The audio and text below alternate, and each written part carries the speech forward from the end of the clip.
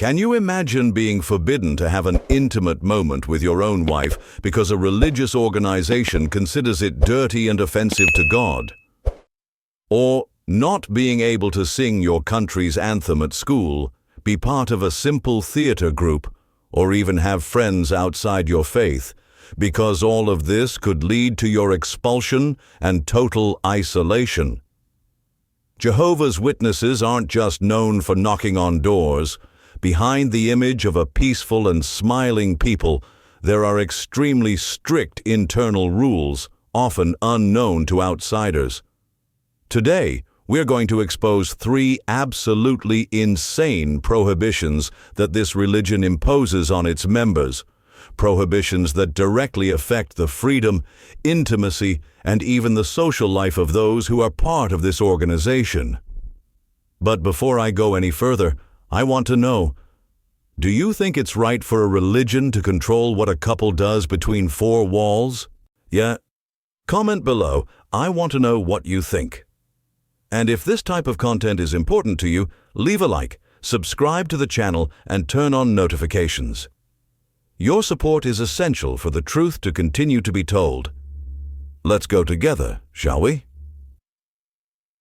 Prohibition 1. Oral sex between couples.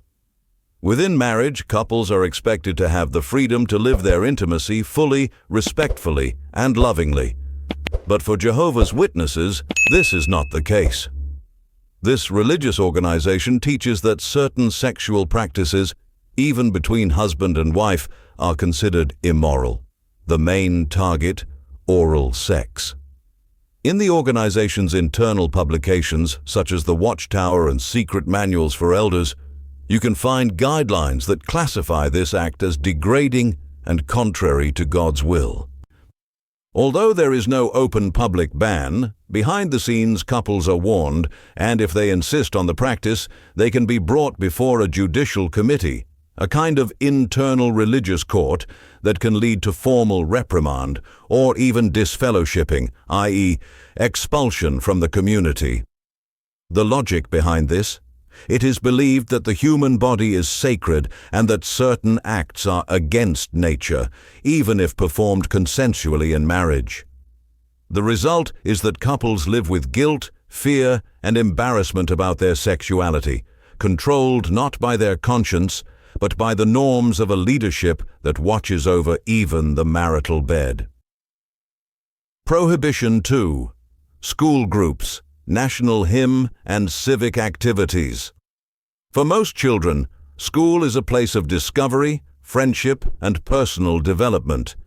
But for young people who grow up as Jehovah's Witnesses, the experience can be quite different, and often painful. They are forbidden to take part in birthday celebrations, June festivals, plays, and above all, civic activities such as singing the national anthem or being part of student groups and school clubs. For the religious leadership, all of this is seen as idolatry or political involvement, which violates the principles governing Christian neutrality. Singing the hymn for them is considered equivalent to worshipping a national symbol, something that belongs only to God and not to human governments. The result is isolation.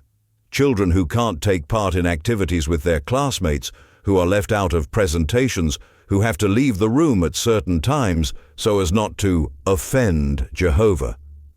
Imagine the psychological impact of growing up being seen as the different one, the one who can't take part in anything. Many of these young people end up developing anxiety, sadness, and even shame about their faith, living in an eternal conflict between obedience and the desire to belong. Whoa. Prohibition 3. Having friends outside the religion. But perhaps one of the most impactful and most destructive prohibitions is the one concerning friendships. Jehovah's Witnesses strongly discourage any kind of friendship with people who don't belong to the organization. The term they use is unnecessary association. This includes co-workers, neighbors, and even relatives, if they are not also witnesses. The idea is to protect members from the influence of the world.